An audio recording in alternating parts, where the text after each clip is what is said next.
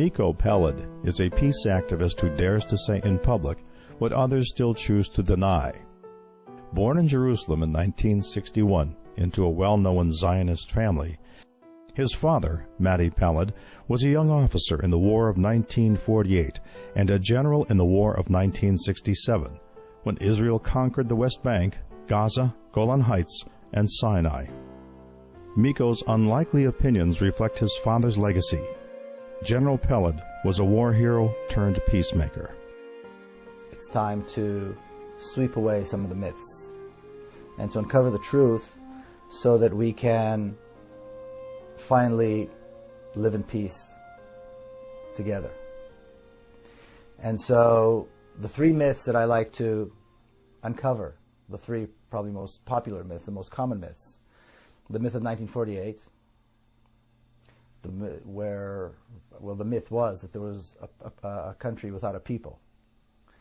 And then the myth of the existential threat of 1967. And then finally the myth of the Israeli democracy. Growing up, we were taught to believe that the Arabs had left Eretz Israel, partly on their own and partly at the directive of their so-called leaders, and that therefore taking their land and taking their homes was morally okay. It never occurred to us that even if they did leave willingly, we had no right to prohibit their return. But then Israeli historians had found that, just as Palestinians have been saying for decades, none of this was true. And it's interesting that when Palestinians claim something, we tend to doubt it. But then when Israeli historians come up and say the exact same thing, well then, now we accept it. As though the Palestinian word is not good enough. And so Israeli historians had confirmed that Israel was created on the ruins of Palestine. Now, obviously Palestine was not a state yet at the time. We're talking about 1948. But it would have been a state very shortly thereafter had it not been so completely destroyed. That had bustling cities, it had a middle class, it had trade and commerce. Palestinians had judges and scholars, and they had a rich political life, and they had all the characteristics of a state to be. But the one thing in which they didn't invest, the one thing in which Palestinians did not have, was the military, any kind of militia. And so when the Jewish militias attacked, even though the Palestinians constituted the vast majority of the population, when the Jewish militias attacked, they were helpless. The Jews, on the other hand, in Palestine at the time, were a minority, probably less than 500,000, but they had put together state-like institutions. So they had their own schools, they had their own universal healthcare system, for example, they had a quasi-government of which my grandfather was a member, and all of these were created based on the principle of hafradah, which in Hebrew means segregation. In other words, to be completely separate from all the institutions that the Palestinians had had. And the one thing that they did, in which they did invest heavily, was a very strong militia. A militia of young men, well indoctrinated, well trained, of which my father was a member. And they were determined to create a Jewish state in Palestine, completely disregarding the fact that the majority of the population were not Jews, but were Palestinian Arabs. It turns out that the creation of Israel had not, after all, been a haphazard fight in which the Arabs fled their homes due to the directives of their own leaders. It had been an unprovoked, systematic campaign of ethnic cleansing by the Jewish militia, involving massacres, terrorism, and the wholesale looting of an entire nation. Now it's interesting, my mother was born and raised in Jerusalem. She was born in 1926. And she recalls the Palestinian neighborhoods in West Jerusalem.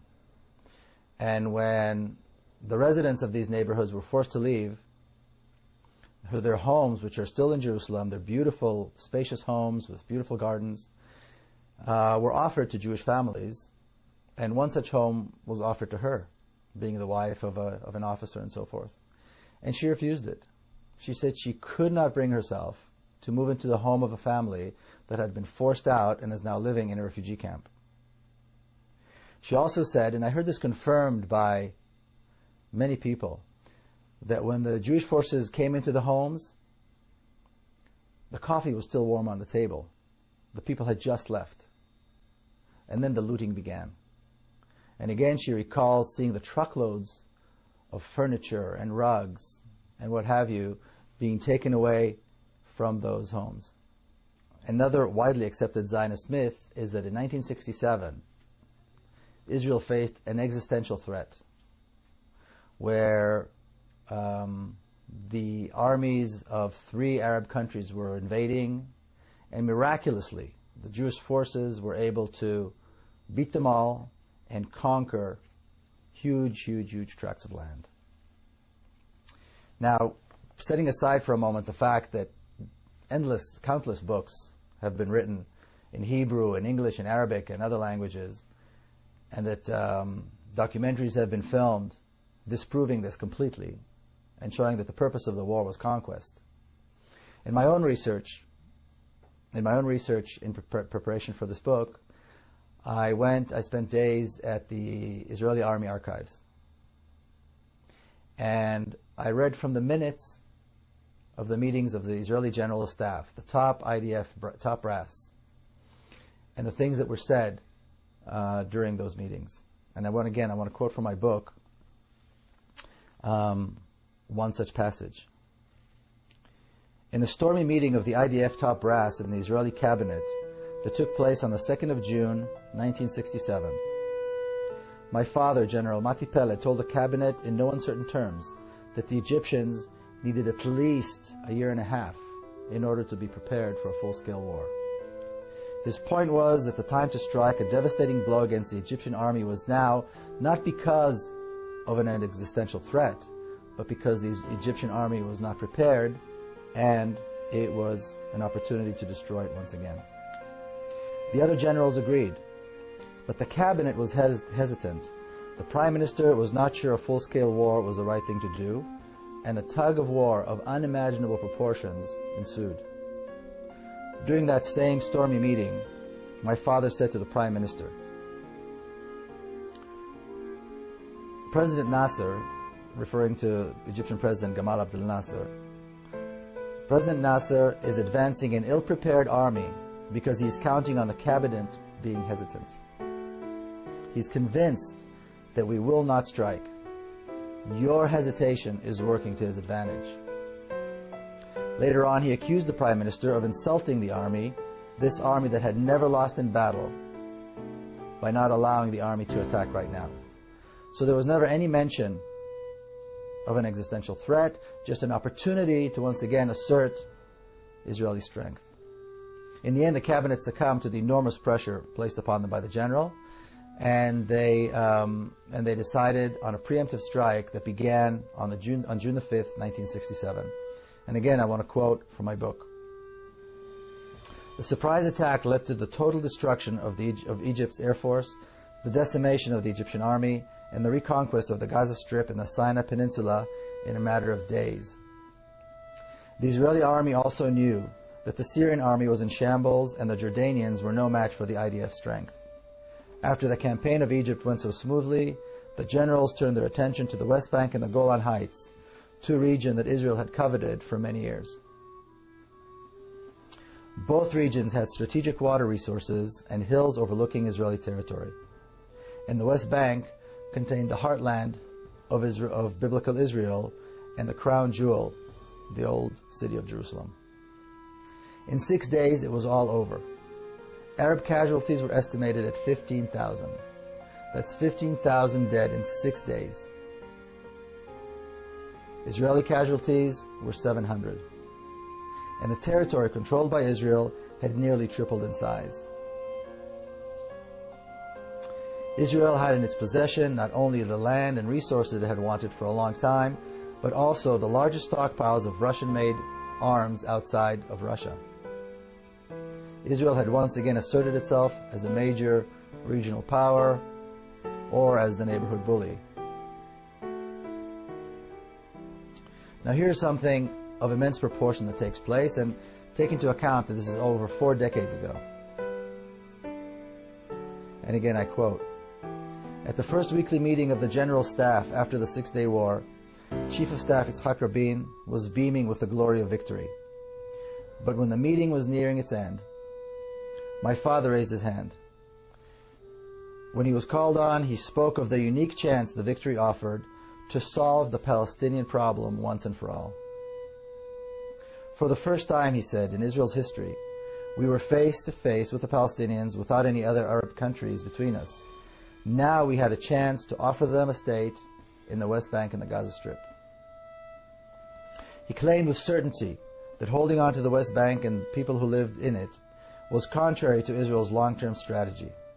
Popular resistance to the occupation was sure to rise, and Israel's army would be used to quell that resistance with disastrous and demoralizing results. It would turn the Jewish state into an increasingly brutal occupying power and eventually into a binational state. And this is precisely the reality in which we live today, nearly 4.5 decades after that. So does anyone seriously, can we really expect that 5 million Palestinians will keep living under a regime that is democratic to Jews, but is brutally oppressive towards Palestinians? With about 6 million Jews and about 5 or 5.5 million Palestinians living under the same rule, under the same government, but with different laws. My father, who was a military expert, had spent the remainder of his life after he retired from the military fighting for justice for the Palestinian cause. And being a former military man, he was often asked about Palestinian terrorism. On one such occasion, when he was being interviewed by the Israeli television, he said this about terrorism. He said, "Terrorism is a terrible thing, but the fact remains that when a small nation is governed by a larger power, terrorism is the only means at their disposal." My father's predictions have all come true. Now, the work of the Israeli lobby in the United States notwithstanding, more and more people around the world are beginning to realize that there are in fact 2 nations who live between the Jordan River and the Mediterranean, and that the conditions under which Palestinians live are completely unacceptable. Recently we had an event here in San Diego, which was a vigil to remember those who were killed in Gaza by the Israeli army. And as this vigil was taking place, there was a large contingent of Israeli supporters. We were separated from them by a line of police and what I think is a sense of morality. And they were dancing and singing as those of us that were at the vigil tried to recall the names of 1,400 people that were killed. These were 3 weeks of such death and destruction that one can hardly comprehend. And I remember the stories of the Israeli Air Force pilots who flew sortie after sortie, dumping hundreds of tons of bombs on a civilian population in Gaza, and would then return home to celebrate the festival of Hanukkah. See, because the attacks in Gaza at the end of 2007 took place during the Jewish festival of Hanukkah. Then, these same pilots, having celebrated with their families, slept in the comfort of their beds, got up the next day, and did it again and again and again. I recall that while we were at the vigil, the supporters of Israel held signs that said, but the Israeli army had warned them. The Israeli army had dropped thousands of leaflets warning the Palestinians that this horror was about to begin. And I can only imagine the mother seeing these warnings, knowing that this horror was impending, but also knowing that there's nowhere to go. There's nowhere to run. There's nowhere to hide. There's nowhere to save her children from the bombs and from the fire, from the smoke and from the chemicals, and from the phosphorus that consumes the flesh and won't be extinguished. Because Gaza is locked down. Gaza is under siege, a siege that was imposed by Israel on the people of Gaza. So for these young Israeli pilots, These young men who most Israelis and Israeli supporters around the world consider their finest. This was really nothing but shooting fish in a barrel as they began their merciless onslaught at exactly 11:25 in the morning on December the 27th, 2008. And that date, December 27, 2008, will forever be etched in our memories as the darkest and most shameful day in the long history of the Jewish people. As Israel began a shameful and merciless attack on the people of Gaza. The attacks began at 11:25 in the morning, the precise time that the children of Gaza are on the streets. Between 11 and 11:30, children of Gaza are either on the way to school or on the way home from school, as that is the time that the two shifts of the school day change. Now, the Israeli supporters who come to the vigils, who always maintain that they support Israeli brutality, their claim is that Israel had the right to defend itself, that Israel's actions were justified because Israel was defending itself against the onslaught of rockets that were being shot into Israel by Hamas militants out of Gaza. Thousands and thousands of rockets that were designed to harm Israeli citizens. Now, I know a thing or two about these rockets. I recall sitting on a Saturday afternoon with my family and my children in a kibbutz not far from Gaza. And at one point, we heard those rockets flying overhead. And we heard the sirens and the warning signs. And we all had to run into the protective rooms that were built for that. And it was frightening. Only last December, I visited the kibbutz again, and a Qassam rocket fell by the kindergarten on the kibbutz while the children were present and were outside. There was shattered glass everywhere. Children were hurt. They were bleeding. Some of the children had to be hospitalized. Some of the children were in shock. It was horrible. I went and I walked and I saw the hole in the ground created by the rocket, the size of a large soccer ball. And then I remembered what a crater that is created by a 1-ton bomb looks like. It's the size of a city block. Children aren't scratched and they're not in shock as a result of that. They're decimated. They are burnt. They choke from the fumes and they are buried in the rubble. Now, multiply that by 100, and then again, and then again. And remember, or keep in mind, that Gaza is one of the most densely populated areas in the world. Yet, Israeli supporters will justify this. Many Jewish people will recall the story in the book of Genesis, chapter 18, where God decides to destroy the city of Sodom because they were sinners. And the patriarch Abraham, the shared patriarch of Jews and Arabs, chastises God and says to him, "Wilt thou also destroy the righteous with the wicked? Perhaps there be 50 righteous in the city." You see, Abraham is chastising God. And God promises that if he finds 50 righteous people, he will spare the city. Well, in Israel, there is no Abraham today.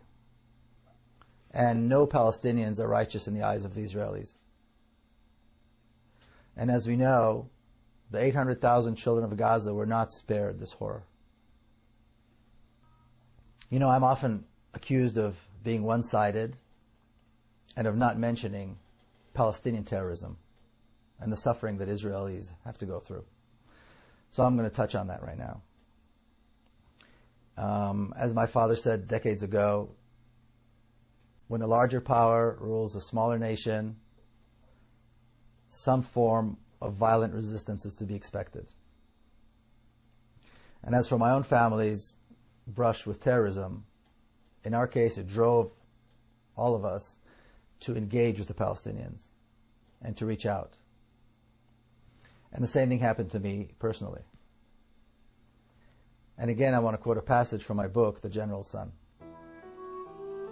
Then, in the fall of 1997, disaster. My niece Madar was killed by Palestinian suicide bombers in Jerusalem. Several hours later, there we were, driving along the road to the cemetery. Police escorted our procession on motorcycles, making way for vans carrying the devastated family members of another Jewish casualty. As we got out of the van, someone approached and asked me to carry the small coffin. My heart felt far heavier than the heartbreakingly slight weight on my shoulders.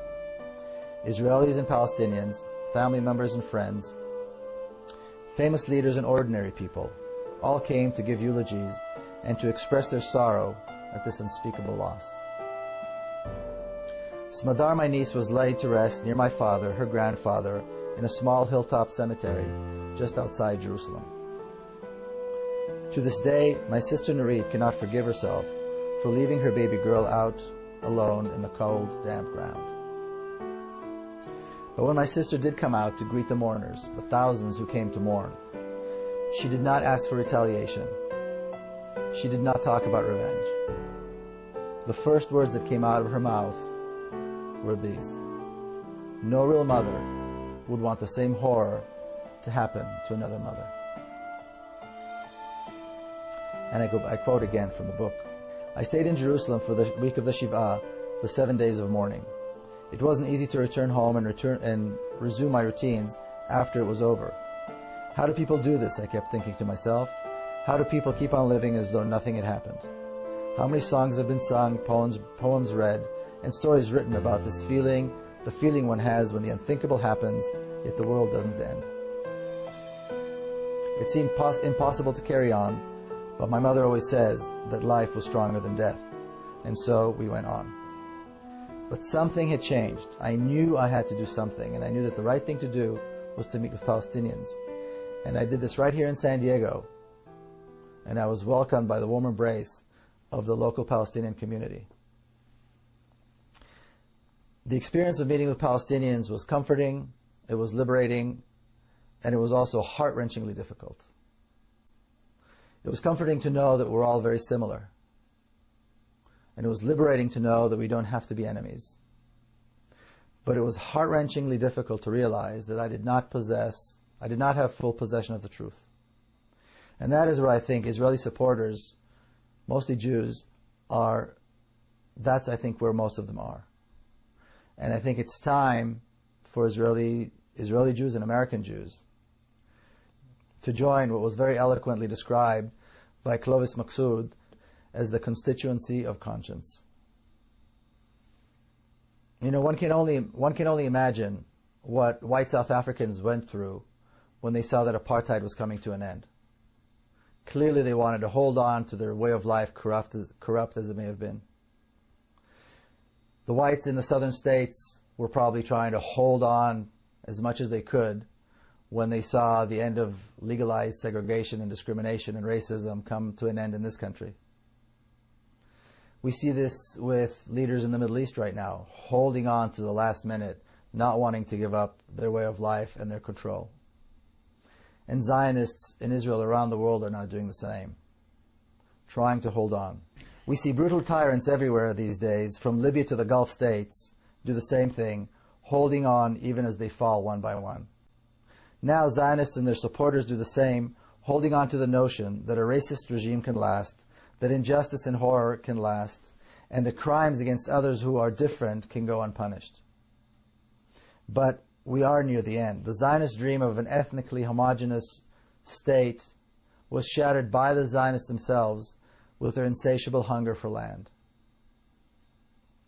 In their own hands, they created a binational state where almost half of the population are not Jewish or Israeli, but are Palestinian Arabs. True that they have no rights. It's true that they're not counted. But this will come to an end sooner than most people think. I think it's safe to say that the non-violent resistance movement in Palestine will prevail. We have Israelis and Palestinians hand in hand, marching every single week in Bil'in, in Ne'elin, in Nabi Saleh, in Bet Umar, in Masara, in Sheikh Jarrah, in Silwan and in other places. They face the brutal force of the Israeli army every single week, but they are dedicated and they will prevail. And the dedication of these people is the reason that people like myself who believe in justice and democracy are optimistic. In Nabi Saleh, another beautiful spot in the West Bank where settlers have made their ugly mark, Israeli reservists, clumsy and armed to the teeth, are faced with the undaunted courage of mothers and their children who just want the settlers and the army out of their villages and out of their lives. It seems surprising that Israeli soldiers, young men and women who are raised on what is seemingly in a democratic society, are willing to enforce this brutal occupation, because they do it very willingly and they do it very brutally. But what we need to realize that the Zionist education system taught these young men and women that Palestinian life is worthless. So for those people who do want to associate themselves with Israel and with Zionism and drape themselves in the Zionist flag, the flag that has come to symbolize intolerance, hate, racism, and brutality, they can feel free to do so. But they need to know this, that when the trials begin and the tribunals take their place, and when the Truth and Reconciliation Commission begins its work, and they're finally shamed into admitting that they were wrong, they need to remember to go down on their knees and beg forgiveness from the people they so blatantly wronged. Because they need to realize that we will never forget them, and that their conscience will never allow them to forget that they supported the killing, they draped themselves in the flag, and they mocked the bereaved. The rest of us will move on, and along with the rest of the Middle East, we will follow the example of the people of Egypt to create something that will surely be a tremendous accomplishment. A democratic, secular state in our shared homeland. A state where Muslims, Christians, and Jews live as equals and educate their children to love their diverse homeland with its multitude of cultures, its rich history, and its promising future.